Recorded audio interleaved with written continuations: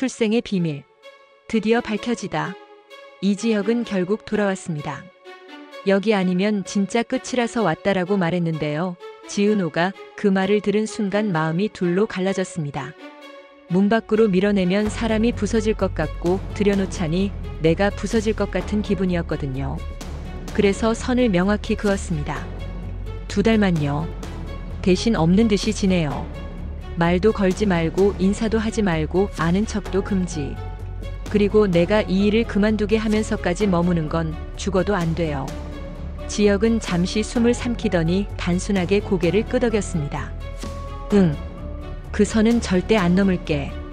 두 사람의 동업은 그렇게 시작됐습니다. 듣다 보니 괜찮네. 그럼 마음대로 하자. 우스운 말장난 같았지만 둘의 태도가 담겼습니다. 값은 깎아도 사후는 깎지 않는 계약서, 디자인은 자유롭지만 안전표준은 더 엄격한 시방서, 견적서에 숨겨진 꼼수는 지우고 AS 18개월을 맨 앞줄로 올리는 원칙. 사람한테 잘하려고 쓴 문장이 묘하게 서로를 지키려는 약속처럼 들렸습니다. 다만 조건은 남아 있었습니다.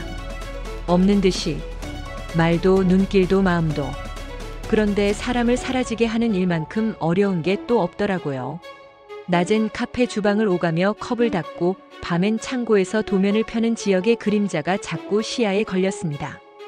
어느 날은 진짜로 세수하다가 잠들어 고개가 탁 떨어졌고 그 장면을 지은호가 보게 돼요. 2달만 참자고 했는데요. 이게 참.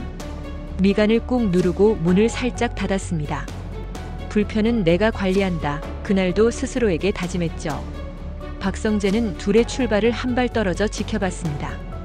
성재는 재벌가 본부장답게 수치로 된 안전망을 제안했는데요. 고객 불만율 1% 이하면 포인트로 전환, 리뷰는 투명하게 공개. 신뢰는 처음보다 나중에 쌓이는 거예요. 지혁은 즉시 고개를 끄덕였습니다. 좋아. 우린 값이 아니라 사후로 승부 보자. 두 사람의 프로 대화가 이상하게 지은호 마음을 찔렀습니다. 나 없어도 둘이 잘 맞네. 안도와 질투가 동시에 올라오더라고요. 그 시각 이수빈은 자기만의 혼테크를 이어가고 있었습니다. 오빠, 내 꿈은 대박 유튜버가 목적이 아니라 수단이에요. 육각형 남자랑 결혼이 최종 골. 돈도 있고 뇌도 있고 가족 리스크도 적고 얼굴도 괜찮고 정서도 건강하고 무엇보다 나를 진짜 좋아하는 사람. 일장연설을 듣던 성재가 어이없다는 듯 웃었습니다. 그건 이사회 표결해야 뽑히겠는데. 그런데 수빈은 문득 성재를 제대로 봤습니다. 돈도 많고 일 잘하고 말과 행동이 같은 사람. 에이 설마. 라고 말했지만 시선이 한 번 더 머물렀습니다. 가장 가까운 스펙은 늘 마지막에 보이곤 하니까요. 박영나와 이지환은 호칭으로 거리를 다시 짜는 중이었습니다. 무심코 기사님이라 불렀다가 공기가 얼어붙자 영나가 급히 그럼 선생님? 으로 바꿨고요. 지환은 90도 인사로 단호하게 말했습니다. 빈정상했습니다. 확실히. 영나는 인공지능에게 물었습니다. 오빠 친구 동생이고 나보다 2살 많아. 뭐라 불러? 오빠 혹은 씨.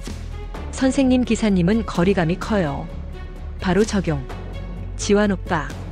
말 하나로 분위기가 풀렸고 지환은 웃으며 말했죠. 앞으론 중요한 건 챗GPT랑 상의하세요. 사소한 호칭 하나가 둘 사이 기어를 부드럽게 바꿔놨습니다. 그런데 집은 늘 조용하지가 않죠. 잠깐 사라졌던 지혁이 가족 몰래 돌아왔다가 이지환에게 딱 걸렸습니다. 형, 서울 와서도 연락 안 하냐? 지환은 서운함을 씹어 삼켰고 이상철에게 알릴지 말지가 목구멍에서 뭉쳤습니다. 지혁은 잠깐만 지금은 아니야라며 손사래를 쳤는데요. 그 손끝이 거짓인지 필요한 지연인지 지환 눈엔 복잡하게 비쳤습니다. 한편 고성희의 본 모습은 조금씩 드러나기 시작했습니다. 성희는 유리창 너머로 카페를 보며 달력에 2개의 동그라미를 번갈아 쳐다봤습니다. 2달이면 날짜가 겹쳐. 무엇이 무엇과 겹치는지 성희만 정확히 알고 있었죠. 오래전 사고 기록부의 회의 날짜, 막차처럼 남은 부도 공시일, 그리고 누군가의 출생신고일. 성희는 짧게 전화를 끊으며 말했습니다. 조용히 지켜봐. 사람은 마감이 가까워지면 흔들린다. 그 다정한 목소리 속에 계산이 숨어 있었고요. 오랜 시간 권력의 셈법을 몸에 익힌 사람이었으니까요. 10회 중반부는 업무가 본격적으로 굴러가기 시작한 지점이었습니다. 첫 의뢰는 오래된 빌라를 셀프 인테리어로 바꾸고 싶은 부부였는데요.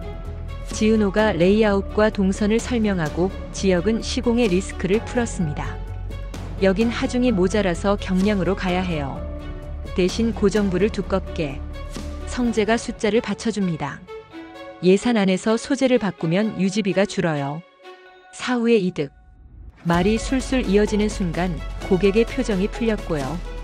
그걸 본 지은호의 마음이 이상하게 시원섭섭해졌습니다.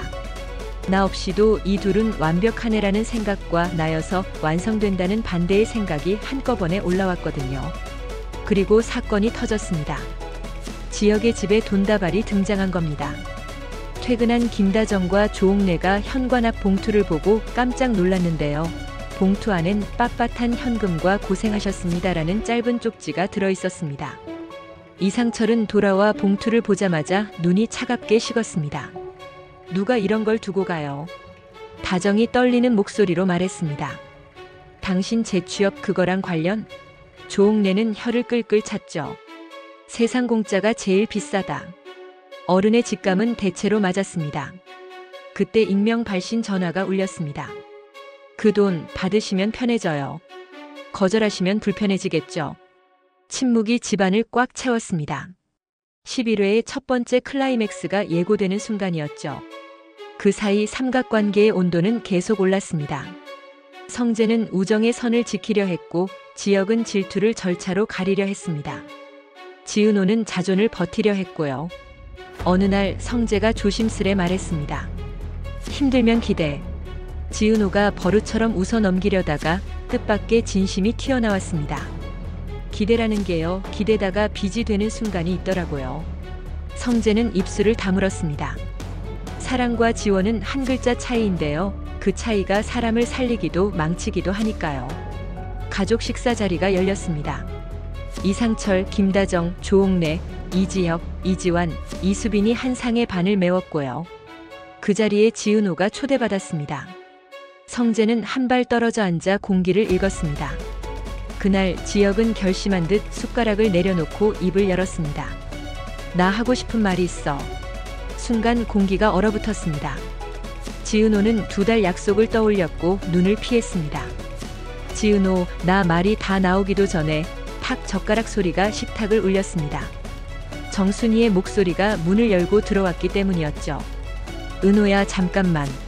손에는 작은 파일이 들려 있었고 표정은 결심과 두려움이 섞여 있었습니다. 모두가 자리를 고쳐 앉았습니다. 그 파일 안에는 오래전에 정정된 출생신고, 서류 사본과 한 구석에 찍힌 작은 도장이 끼워져 있었는데요. 11회 예고. 지은호, 출생의 비밀이 밝혀지다. 순간 지강호가 소리쳤습니다. 친누나가 아니었어? 친누나도 아니면서 무슨 참견이야. 아기가 아니라 상처가 터져나온 말이었는데요. 상처는 때때로 사실보다 먼저 달립니다. 정순이의 입술이 하얗게 떨렸습니다. 말 조심해. 피로 묶이지 않아도 사는 걸로 묶인 게 가족이야. 말은 단호했는데 눈은 흔들렸습니다.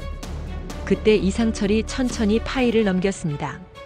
오래전 부도 직전 회사 문건 사본, 사고 당시 날짜, 그리고 고성이가 미팅에 참석했던 날이 빨간 펜으로 줄 쳐져 있었죠. 성희의 목소리가 오버랩되는 듯 했습니다. 2달이면 날짜가 겹쳐. 무엇과 무엇이 왜 겹치게 설계되었는지 11회는 그 끈 한 올을 당기려는 찰나에 들어섰습니다. 분위기는 걷잡을 수 없이 말다툼으로 번졌습니다. 지역은 말을 시작도 못했고 지은호는 결국 자리에서 일어섰습니다. 날 여자로 보지 않는다고요? 아니요. 나 스스로를 여자로 보기엔 오늘이 너무 엉망이라서요.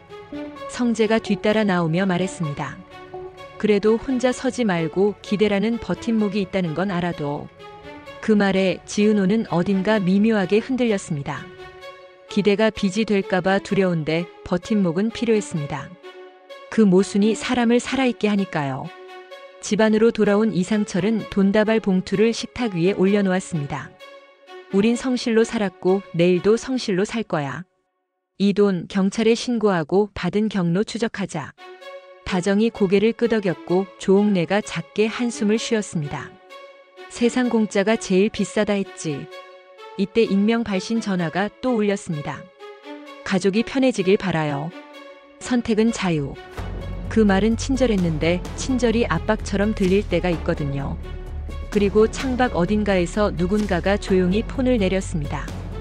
고성희였는지 혹은 성희가 움직이는 사람 중 하나였는지 아직은 반만 보여줄 타이밍이었습니다. 다음 날 내 맘대로 집 첫 시공 현장은 분주했습니다. 셀프 코디네이션을 돕는 구조라 고객이 직접 페인트를 들었고 지역이 안전을 붙잡았습니다. 사다리 각도 75도, 체중은 중앙. 지은호가 동선을 체크하며 말했죠. 여기 선반 높이 더 내리면 아이 손이 닿아요. 대신 코너를 둥글게. 성재가 중간 정산표에 적었습니다. 예산 내에서 소재를 바꾸고 남는 금액은 AS 적립. 셋이 서로의 말을 받아 적는 사이 고객의 불안이 눈에 띄게 줄어들었는데요. 그 순간 문자 한 통이 도착했습니다. 지환에게서 온 사진이었습니다. 고성희와 누군가가 나눈 메모. S. K. 보고서 정리 사고 경위 요약 서류 보관이라는 단어가 흐릿하게 보였죠. 성재가 순간 눈썹을 올렸습니다. 저 이니셜. 지역은 짧게 말했습니다. 서류는 스스로 말해. 다만 언제 말하느냐가 문제지. 밤이 되어 카페 셔터를 내리는데 정순이가 조심스럽게 들어왔습니다. 은호야, 이건 내가 알아야 하는데 난 내 아버지를 사랑했고 내가 태어나던 날엔 많은 게 동시에 무너졌어. 말끝이 흐려졌습니다. 부도 전날 밤이 출생신고일과 회의 날짜와 사고 보고와 포개져 있었습니다. 진실의 조각이 몇 개나 더 남았는지는 아직 비밀이었고요. 그 비밀이 누구를 살리고 누구를 다치게 할지 함부로 예측할 수 없었습니다. 고성희는 은호의 모습을 보며 속삭였습니다. 한심하군. 저런 형편없는 애가 내 뱃속에서 나왔다니. 냉정하게 들렸지만 그 말은 어쩌면 누군가에게 들려주라고 의도된 문장처럼 흘러나왔습니다. 박영나의 어깨를 다독이는 손길은 다정했는데요. 다정은 때때로 무기가 됩니다. 영나는 그 손길에서 어색한 차가움을 잠깐 느꼈고 문득 지환 오빠에게 전화를 걸었다가 끊었습니다. 호칭을 바꾸면 거리가 바뀐다 배웠던 그날 이후 영나의 마음은 아주 천천히 그러나 분명히 누군가에게 향하고 있었거든요. 그리고 11회의 문턱. 가족 식사 자리에서 미처 끝내지 못한 말이 다시 시작됩니다. 지역은 숨을 고르고 고백하려 하는데 지은호는 거절의 태도를 준비합니다. 나를 여자로 보지 않는 거 아니에요. 내가 나를 여자로 보기 힘든 날이 있어요. 그 대답은 지역의 예상을 벗어났습니다. 말은 상대를 바꾸려 들 때보다 자신을 지킬 때 더 세게 박히거든요. 동시에 문 밖에서는 돈다발 사건의 파장이 커집니다. 봉투의 지문, 배달 경로, CCTV 이상철은 아들에게 대놓고 말합니다. 우린 성실로 다시 시작한다. 가까운 편의를 거절할 용기도 성실이더라. 그 말이 지역 가슴에 박힌 모처럼 남습니다. 마지막 장면, 익명 발신이 또 울립니다. 이번엔 짧습니다. 2달. 사랑해도 정산해도 마감은 있어. 그 순간 셋의 눈빛이 교차합니다. 이지혁, 지은호, 박성재. 누군가는 손을 잡고 누군가는 손을 놓고 누군가는 손을 내민 채로 멈출 겁니다. 그리고 그 사이에서 아주 늦게 아주 솔직한 한 문장을 동시에 배우겠죠. 사랑은 감정이 아니라 태도였구나. 다음은 여기서 풀릴 예정입니다. 출생의 비밀은 피의 문제인지 서류의 함정인지 아니면 둘 다인지. 돈다발의 주인은 누구인지 그 돈이 유혹인지 협박인지. 내 맘대로 집 첫 프로젝트의 결과가 소문을 잠재울 만큼 단단할지. 영나 지환의 호칭이 관계로 바뀌는 순간이 언제 올지. 그리고 고성희가 달력에 그려둔 2개의 동그라미가 정확히 무엇과 무엇의 마감을 뜻하는지. 한 가지만 확실히 말할 수 있습니다. 11회는 누군가의 고백이 제대로 깨지고 다른 누군가의 거절이 새로운 사랑의 태도가 되는 순간을 보여줄 겁니다. 그리고 가족이라는 이름으로 덮어두었던 모든 정산이 드디어 서류를 들고 식탁 위에 올라올 겁니다. 준비되셨나요? 본격적으로 흥미진진한 전개를 이어나갈 다음 회 기대해 주세요.